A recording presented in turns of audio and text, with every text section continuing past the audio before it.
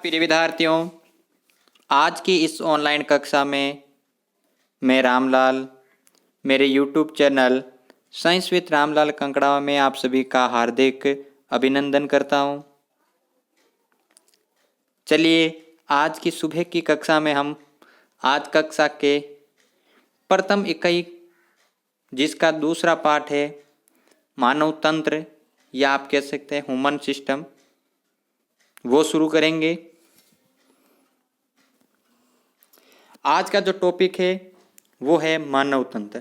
ये जो मानव तंत्र है इकाई फर्स्ट का सेकंड पार्ट है और इसका जो अंक भार है वो सभी पार्टों में से सबसे ज़्यादा है, अर्थात इसका अंक भार 6 अंक है। तो आज का जो हमारा टॉपिक होगा वो होगा मानव तंत्र। तो चलिए आज की इस टॉपिक की शुरुआत करते हैं हम। सबसे पहले देखते हैं ये मानव तंत्र होता क्या है। मानव तंत्र, अब अगर मानव तंत्र की बात करें, मानव तंत्र क्या है इसके बारे में देखें तो मानव तंत्र होता क्या है पहले यह समझ लेते हैं, बाद में इसके बारे में अध्ययन करेंगे। मानव तंत्र का मतलब है कि जो हमारा शरीर है या जो मनुष्य का शरीर है वो विभिन्न प्रकार के ऊतकों, अंगों आदि से मिलकर बना है। प्रत्येक अंग का अलग अलग कार्य होता है। इस प्रकार जो शरीर है वो विभिन्न प्रकार के जो तंत्रों से मिलकर बना होता है वो क्या कहलाता है, आपका मानव तंत्र। अब मानव तंत्र तो आपका हो गया। अब अगर तंत्र की बात करें तो ये तंत्र क्या होता है, तो देखिए तंत्र का अभिप्राय होता है, लिख देता हूं यहां पर, तंत्र जिसको आप कह सकते हैं सिस्टम।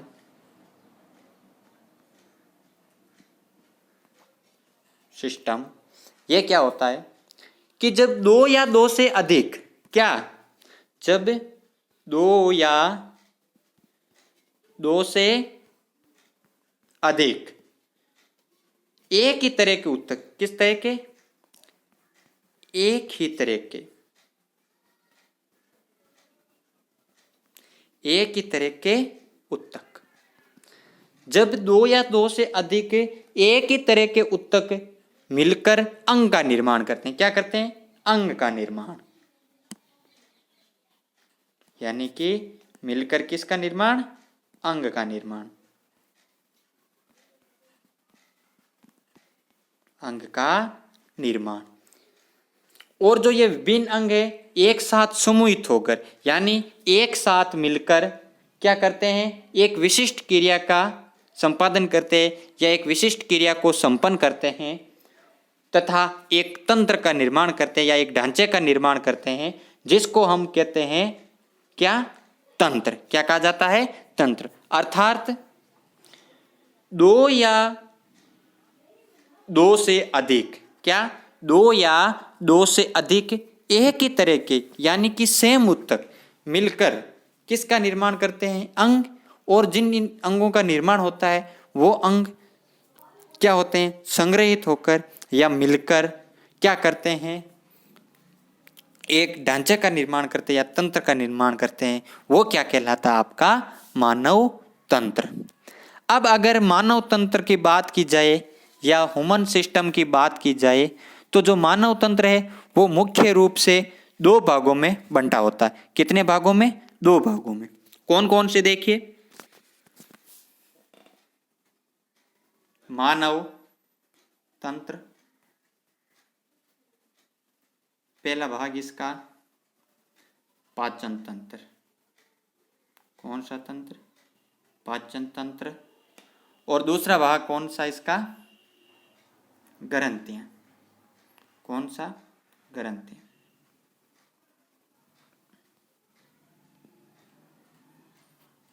यानी कि जो मानव तंत्र है, ह्यूमन सिस्टम है, वो कितने भागों में, दो भागों में। दो भागों में कौन कौन से होते हैं, पहला भाग आपका पाचन तंत्र और दूसरा कौन सा है, ग्रंथियां।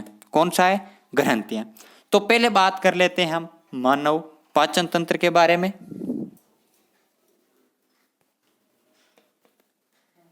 मानव पाचन तंत्र यानी कि इस पाचन तंत्र में कौन कौन से आते हैं? चलिए पहला मानव पाचन तंत्र में अपन देख लेते हैं अंग। क्या आते हैं? अंग। ये रहा अंग।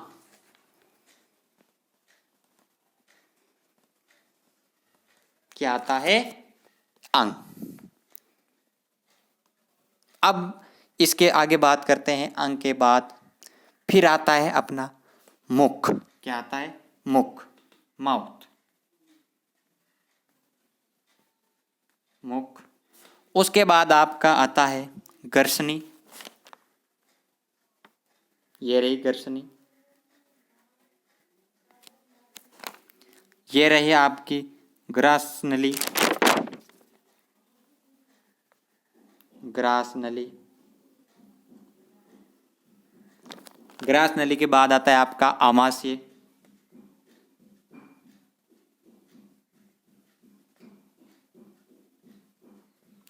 आमाशय के बाद आती है आपकी छोटी आंत। सीधा साथ लिख लो, छोटी व बड़ी आंत। छोटी और बड़ी आंत के बाद में क्या आता है? मल द्वार। क्या आता है? मल द्वार। यानी कि मानव पाचन तंत्र का जो पहला भाग है उसमें तो क्या आता है आपके? अंग। और अंग में कौन कौन से आते हैं? अंग में आता है मुख, ग्रसनी, ग्रासनली, आमाशय, छोटी आंत, बड़ी आंत और मल द्वार। ये तो था अपना पहला। कौन सा था? पहला पाचन तंत्र का अंग। अब अगर दूसरे बिंदु के बाद में करें तो दूसरा बिंदु था हमारा होगा ग्रंथियां। क्या होगा? ग्रंथियां। अब अगर ग्रंथियों के बारे में बात की जाए, ग्रंथियों के बारे में बात की जाए तो ग्रंथियां भी 3 भागों में होती है। लार ग्रंथि, दूसरी होती है आपकी यकृत ग्रंथि। कौन सी ग्रंथि? यकृत ग्रंथि। और जो तीसरी ग्रंथि होती है वो होती है आपकी अग्नाशय। क्या होती है? अग्नाशय।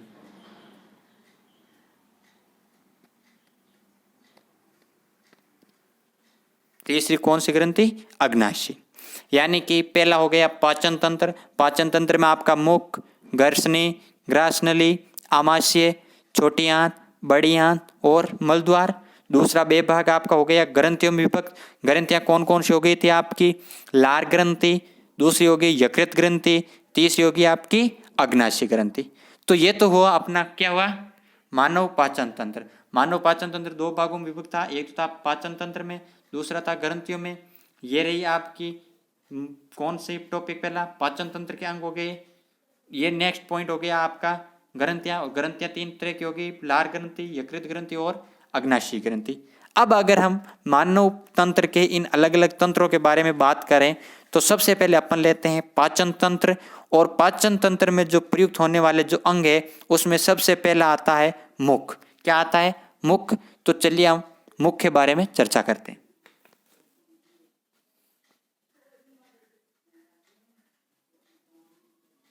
ये रहा मुख। अब अगर मुख के बारे में बात की जाए तो मुख क्या होता है कि मानव में द्विबारदंती दांत अवस्था पाई जाती है। कितनी? द्विबारदंती। द्विबारदंती। कौन सी व्यवस्था? द्विबारदंती। अब एक होता क्या इसमें कि जिसमें जीवन काल में 2 प्रकार के अस्थायी दांत और कितने स्थायी पाए जाते हैं। यानी कि 2 प्रकार के अस्थायी तथा स्थायी दांत पाए जाते हैं। और फिर दांत है कितने हो जाते हैं आपके? 4। यानी कि देखिए 2 स्थायी प्लस अस्थायी प्रकार के। यानी कि मुख है वो द्विबारदंती अवस्था पाई जाती है। और इसमें जिसके जीवन काल में क्या होता है? 2 प्रकार के दांत यानी कि स्थायी तथा अस्थायी पाए जाते हैं। अब अगर बात करें दांत की, किसकी बात करें? दांत की। तो दांत मुख्य रूप से 4 प्रकार के होते हैं। कितने प्रकार के होते हैं? 4 प्रकार के। ये रहे 4 प्रकार के। अब 4 प्रकार में कौन कौन से होते हैं? तो 4 प्रकार में होते हैं कर्तनक, रदनक, अग्रचौर्णक और चौर्णक। नाम लिख देता हूं चारों के। पहला हो गया आपका कर्तंक, दूसरा हो गया आपका रदनक, तीसरा हो गया आपका अग्रचौर्णक, अग्रचौर्णक, और चौथा कौन सा हो गया आपका चौर्णक।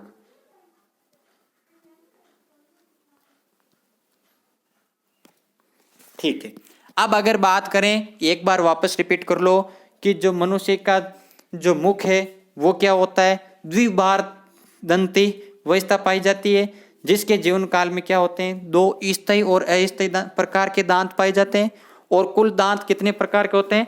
4 प्रकार के। पहला होता है कर्तनक दांत, दूसरा होता है रदनक दांत, तीसरा होता है अग्रचौर्णक दांत और चौथा होता है चौर्णक दांत। अब अगर सबसे पहले बात करें कर्तनक दांत की, तो ये कर्तनक दांत होता क्या है? देखिए,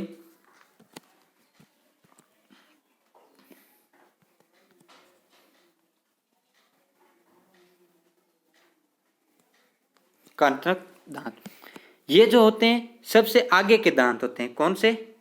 सबसे आगे के। क्या होते हैं? सबसे आगे के दांत। सबसे आगे के दांत होते हैं और इनका कार्य क्या होता है? भोजन को कुतरना या काटना। क्या? कुतरना या काटना। कुतरना या काटना। कार्य हो गया कुतरना और काटना। क्या करते हैं? भोजन को कुतरते हैं या काटते हैं। और ये 6 माह की उम्र में निकलते हैं। कितने माह की उम्र में? 6 माह की उम्र में। यानी कि इनके निकलने की जो एज है, जो आयु है, वो कितनी होती है? 6 माह, यानी कि 6 मंथ। 6 मंथ्स। यानी कि सबसे आगे के दांत होते हैं, कार्य होता है इनका भोजन को कुतरने या काटने का, और ये कब निकलते हैं? 6 माह की उम्र में निकलते हैं। चलिए दूसरे के बारे में बात करते हैं। तो दूसरा आता है आपका रदनक दांत। कौन सा आता है? रदनक।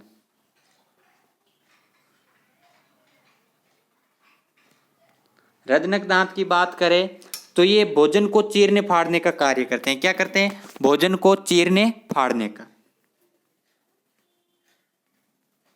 चीरने फाड़ने का। भोजन को चीरने फाड़ने का कौन सा दांत काम करते हैं? रदनक। और ये कब निकलते हैं? इनकी जो निकलने की जो आयु सीमा होती है वो होती है 16 से 20 माह। कितने? 16 से 20 माह। यानी कि 16 से 20 महीने की उम्र में जो ये रदनक दांत है वो क्या होने प्रारंभ हो जाते हैं?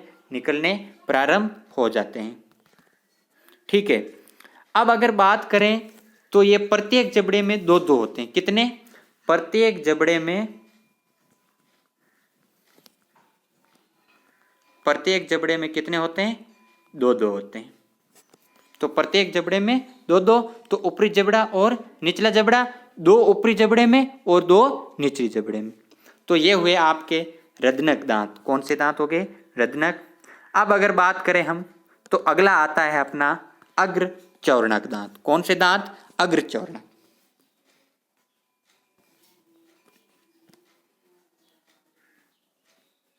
अग्रचौर्णक।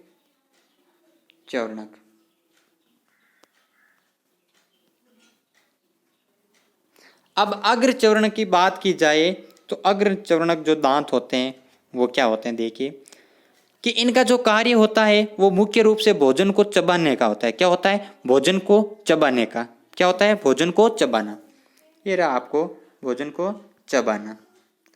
अब अगर इनके संख्या के बारे में बात की जाए कि इनकी संख्या कितनी होती है, तो इनकी संख्या को अगर देखा जाए तो ये प्रत्येक जबड़े में 4-4 होते हैं। कितने होते हैं? 4-4। यानी कि ऊपरी जबड़े में भी 4, निचले जबड़े में भी 4, टोटल कितने हो गए आपके? 8। यानी कि अग्र चौर्णक दांतों का कार्य तो क्या हो गया, भोजन को चबाना, और ऊपरी जबड़े में भी 4, निचले जबड़े में भी 4, टोटली कितने हो गए आपके 8। तो ये हुआ आपका अग्र चौर्णक दांत। अब अगर दांत के अगले प्रकार के बारे में बात की जाए तो अगला होता है आपका चौर्णक। कौन सा होता है, चौर्णक। ये रहा आपके चौर्णक दांत।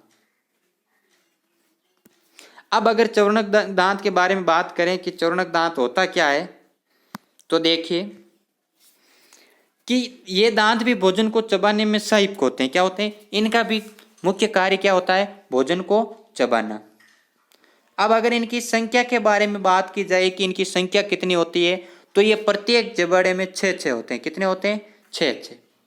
तो टोटली कितने हो गए, 12। कितने हो गए, 12। आया समझ में। ये होते हैं आपके अग्र चौर्णक दांत। तो आपने देखो पहला क्या पढ़ लिया, कर्तनक दांत पढ़ लिया। क्या होते हैं, सबसे आगे के दांत कुतरने और काटने का कार्य करते हैं। एज होती है इनकी 6 महीने में निकलने की।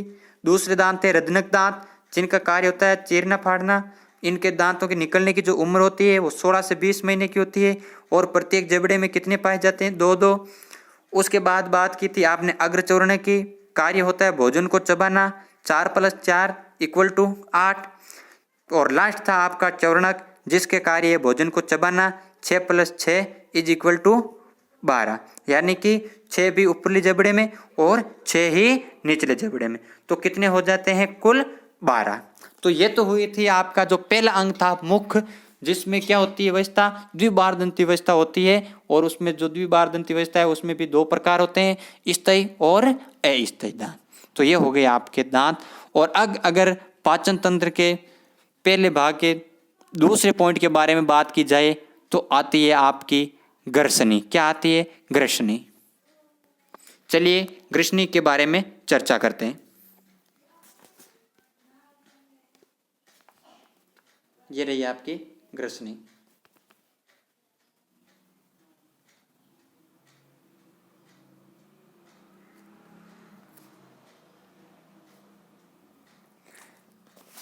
आप पहले इसको ग्रसनी को समझ लीजिए, फिर लिखते हैं। जो ग्रसनी संरचना होती है वो मुख्य रूप से 3 भागों में बांटी गई है। कितने भागों में, 3 भागों में। पहला है नासाग्रंथि, दूसरा है मुख ग्रसनी, और तीसरा है कंठ ग्रसनी, या आप इसको कह सकते हैं अधोग्रसनी। यानी कि पहला कौन सा, नासाग्रंथि। क्लियर कर देता हूं पेज को, फिर देख लेना। पहला है आपका नासाग्रसनी,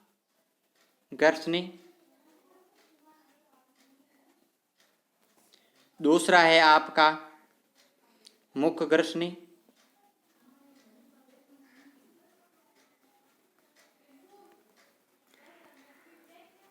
और तीसरी कौन सी है आपकी, कंठ ग्रसनी। कंठ ग्रसनी।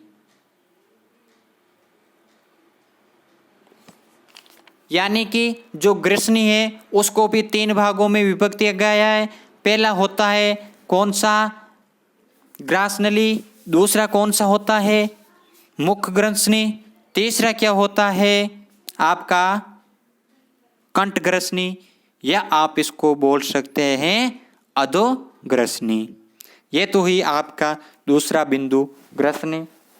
अब अगर तीसरे बिंदु के बारे में बात की जाए तो वो है आपकी ग्रासनली। क्या है, ग्रासनली। चलिए ग्रासनली के बारे में बात कर लेते हैं कि ग्रासनली क्या होती है।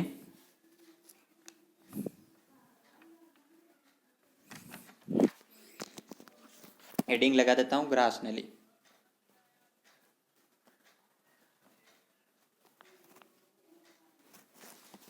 ग्रासनली।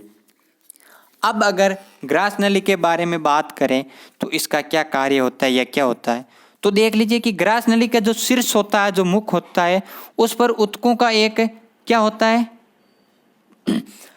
पल्ला होता है। क्या होता है, पल्ला। और ये पल्ला क्या करता है, घाटी ढक्कन या एपिग्लोस्टिक कहलाता है। यानी कि जो ग्रासनली के जो शीर्ष पर ऊतकों का एक जो पल्ला होता है, क्या होता है, पल्ला।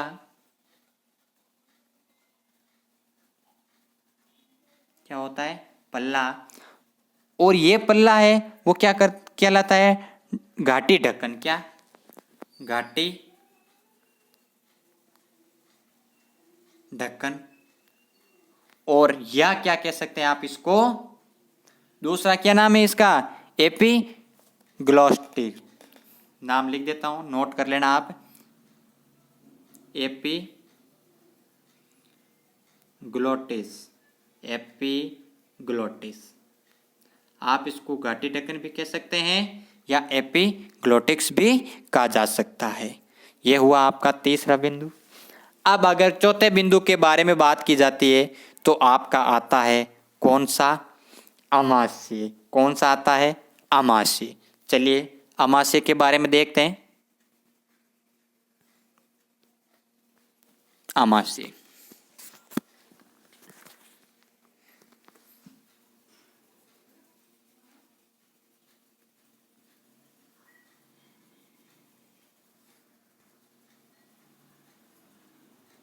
आमाशय। आमाशय के बारे में अगर बात करें तो जो आमाशय है यह भी ग्रसनी की तरह 3 भागों में बंटा होता है। पहले भाग को आप कह सकते हैं कार्डियक या जठरागम भाग, दूसरा भाग है जठर निर्गमी भाग, और तीसरा है आपका फंडिस भाग। तो अगर पहले भाग के बारे में बात करें, अगर जठर आगम या आप कह सकते हैं कार्डियक,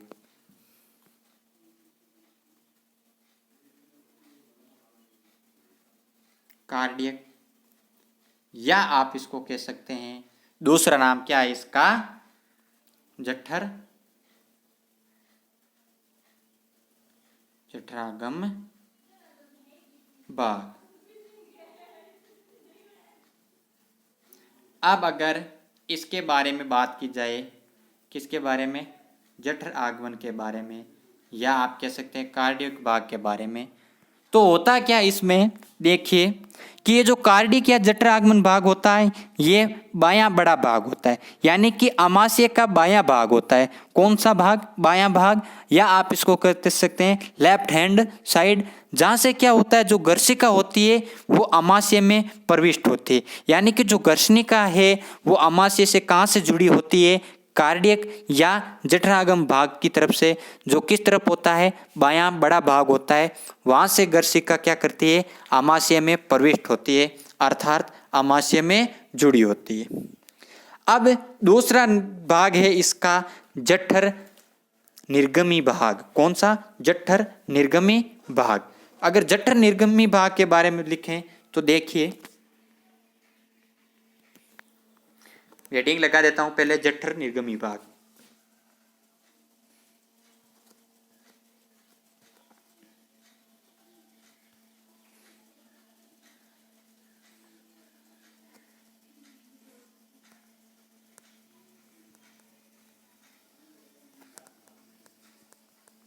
जठर निर्गमी भाग।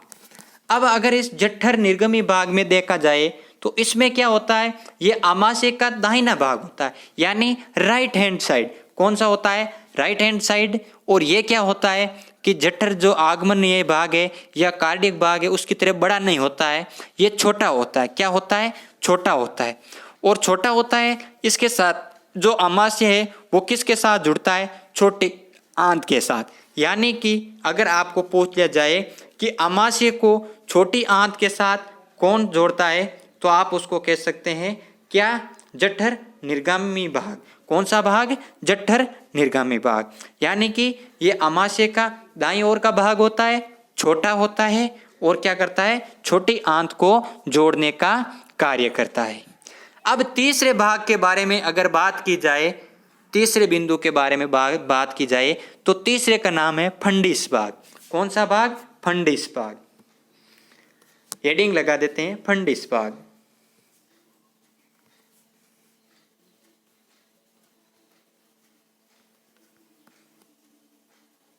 फंडिस भाग तीसरा बिंदु है आपका। अगर फंडिस भाग के बारे में बात करें तो ये क्या करते हैं, जो ऊपर आपने पढ़ा था कौन सा, कि जठरगम भाग और जठर निर्गमी भाग, उन दोनों भागों के मध्य की संरचना है, यानी कि इनका मिडल पॉइंट है, मिडल बिंदु है, इन दोनों के मध्य का भाग है, जो क्या करता है, आमाशय में दो अवरोलिनी या आप कह सकते हैं संकोचन पेशियां पाई जाती है। ये दोनों पेशियां क्या करती है, आमाशय की सामग्री का अंतर निर्दिष्ट करती है, यानी कि जो सामग्री आमाशय में आती है, जो भाग आते हैं, उनको क्या करती है, संपादित करती है। तो पहली जो अवरोधनिका आती है वो आपकी आती है ग्रास नलिका अवरोधनी। कौन सी आती है, ग्रास नली अवरोधनी। लिखिए ग्रास नली अवरोधनी।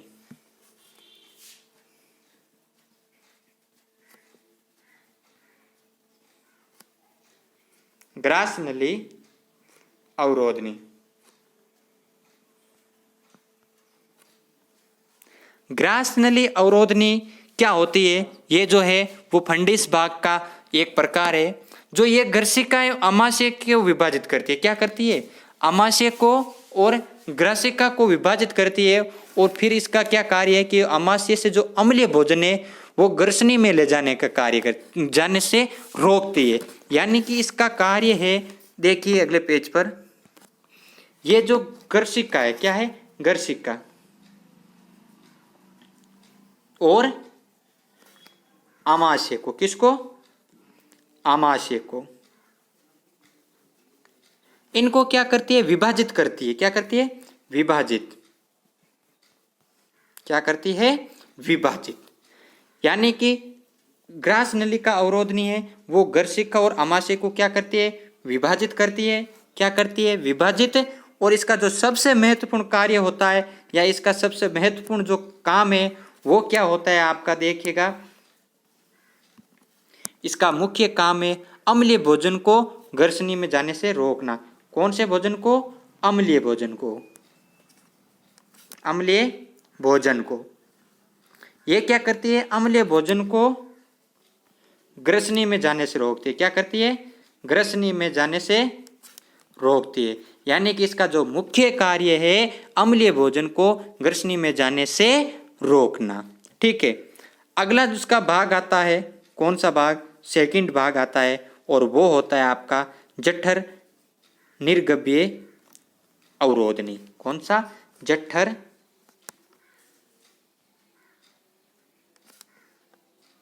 निर्गभ्य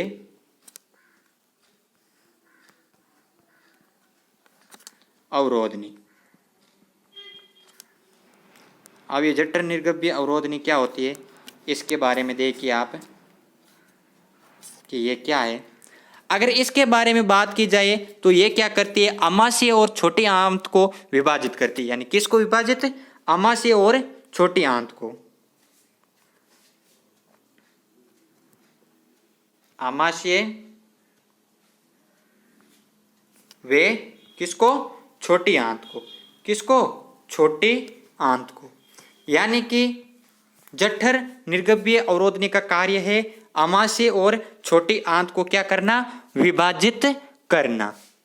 अब इसका दूसरा कार्य है, या अगर इसके बारे में दूसरे बिंदु के बारे में बात की जाए तो इसका कार्य है आमाशय से छोटी आंत में भोजन के निकास को नियंत्रित करना। यानी कि ये जो अवरोधनी है वो क्या करती है, आमाशय से छोटी आंत में जो भोजन निकासी को है नियंत्रित करती है, या आप कह सकते हैं उसको कंट्रोल करती है। ठीक है, अब अगले पॉइंट के बारे में बात करते हैं तो अपना आता है छोटी आंत। क्या आता है, छोटी आंत। हेडिंग लगाइए, छोटी आंत।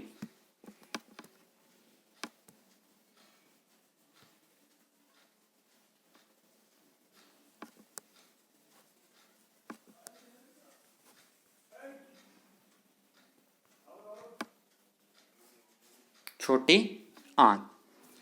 अब अगर छोटी आंत के बारे में बात की जाए तो मानव में उसकी जो औसत लंबाई होती है, यानी कि जो छोटी आंत की जो औसत लंबाई है वो कितनी होती है, 7 मीटर होती है। कितनी मीटर होती है, 7 मीटर।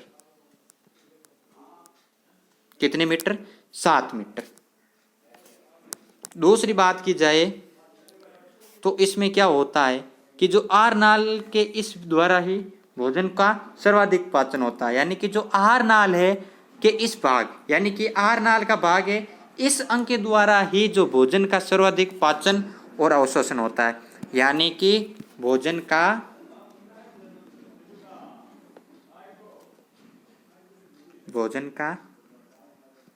पाचन व अवशोषण। क्या होता है? भोजन का पाचन व अवशोषण। यानी कि इसी छोटी आंत में क्या होता है? सर्वाधिक भोजन का पाचन तथा अवशोषण होता है। अब छोटी आंत के विभाजन की बात करें तो छोटी आंत को मुख्य 3 भागों में बांटा गया है। कितने भागों में? 3 भागों में।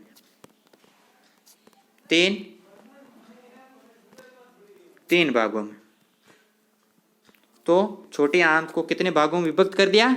3 भागों में। 3 भाग कौन कौन से है? देखिए, जो पहला भाग है वो होता है ग्रहणी। दूसरा जो भाग है अग्र क्षुद्रांत।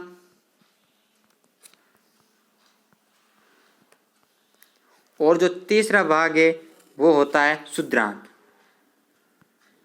क्या होता है? क्षुद्रांत।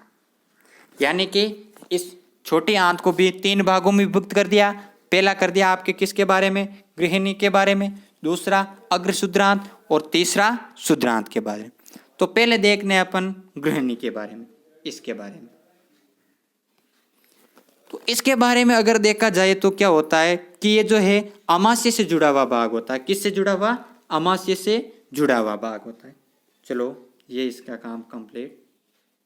अब अगर अगले बिंदु पर बात करें, अगला बिंदु है अग्र क्षुद्रांत। क्या होती है? अग्र क्षुद्रांत। अब अगर अग्र क्षुद्रांत को देखा जाए तो ये छोटी आंत का जो आगे का भाग, ये छोटी आंत का जो मध्य का भाग होता है, मिडिल पॉइंट। कौन सा होता है? Middle point. और होता क्या इसमें कि गृहिणी में जो पाचित आहार होता है इसका अवशोषण किया जाता है। क्या कर लिया जाता है? इसका अवशोषण कर लिया जाता है। और जो मुख्यतः क्या होता है इसमें कि अवशोषण का कार्य भी किस प्रकार, विशेष प्रकार की कोशिकाओं का होता है। किससे होता है? विशेष प्रकार की कोशिकाओं से होता है। और जिन कोशिकाओं को क्या कहा जाता है? आंत्र कोशिका। क्या कहा जाता है? आंत्र कोशिका। अब तीसरा बिंदु है आपका क्षुद्रांत। क्या है? क्षुद्रांत।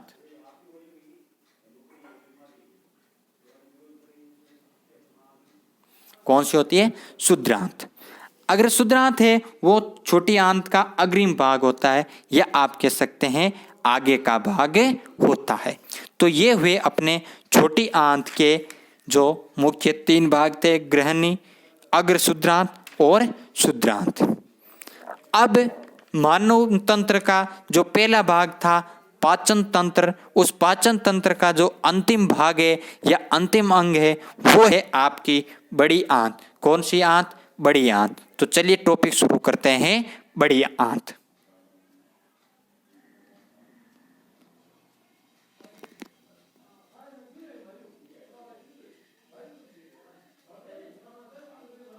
बड़ी आंत। अगर बड़ी आंत के बारे में बात की जाए तो ये जो बड़ी आंत का जो मुख्य कार्य है वो होता है आपका सबसे इम्पोर्टेंट। और वो सबसे इम्पोर्टेंट कार्य है आपका जल और खनिज लवणों का क्या करना होता है? अवशोषण करना होता है। तथा जो अपाचित भोजन को मल द्वार से क्या करना होता है? उत्सर्जित करना होता है, या उसको बाहर निकालने का होता है। तो मैं बोर्ड पर नोट कर देता हूँ, यानी कि खनिज लवणों और जल का अवशोषण। थोड़ा चलो पेंसिल को छोटी कर लेते हैं। क्या करता है? जल व खनिज लवणों का, किसका? खनिज लवणों का अवशोषण। यानी कि जो इसका पहला कार्य होता है वो होता है जल एवं खनिज लवणों का अवशोषण करना। और जो इसका दूसरा कार्य है, जो सबसे महत्वपूर्ण कार्य है, वो होता है जो अपचित भोजन होता है। क्या होता है? अपचित, यानी कि जिसका अवशोषण नहीं किया जा सकता, अपाचित भोजन। अपाचित भोजन, यानी कि इस अपाचित भोजन को क्या करना? मल द्वार के द्वारा से उत्सर्जित करना या शरीर से बाहर निकालना इस बड़ी आंत का मुख्य कार्य होता है। और इस मुख्य आंत को भी छोटी आंत की तरह 3 भागों में विभक्त किया गया है, जिसको आप कह सकते हैं अद्रांत, यानी कि अधनाल के नाम से जानते हैं। दूसरा होता है वृद्धांत्र और तीसरा होता है आपका मलाशय। क्या होता है? मलाशय। तो आज मानव तंत्र का जो पहला बिंदु है, मानव तंत्र का पहला बिंदु पाचन तंत्र, और पाचन तंत्र के जो मुख्य अंग थे या जो मुख्य भाग थे यानी कि मुख, ग्रसनी, ग्रासनली, अग्नाशय, छोटी आंत, बड़ी आंत, मलद्वार आदि के बारे में हमने अध्ययन किया। तो इस टॉपिक के बारे में आपको जो भी डाउट है, आपके जो भी प्रश्न है, जो भी आपकी समस्या है, जो भी पूछना चाहते हैं, तो आप अवश्य ही हमें कमेंट करके बताएं, मैसेज करके बता सकते हैं। जैसे आपको अच्छा लगे वो साधन अपना सकते हैं, लेकिन जो आपका डाउट है उसको क्लियर अवश्य करें। आपको पहले भी बता दिया था कि जो मानव तंत्र पार्ट है, ह्यूमन सिस्टम है, वो सर्वाधिक अंक बाहर का है, यानी कि 6 अंक के सवाल इस पार्ट में से आएंगे। तो उम्मीद की जाती है कि आपको जो टॉपिक बताया समझ में आया। ये कक्षा यहीं समाप्त होती है। कल को यहीं से जो मानव तंत्र का भाग था पाचन तंत्र, दूसरा भाग था ग्रंथियों से इस पार्ट को कंटिन्यू किया जाएगा, जारी रखा जाएगा। तो कल का पार्ट 2 जरूर देखिएगा, और इस फर्स्ट पार्ट के बारे में कमेंट करके आप अवश्य बताइए। धन्यवाद।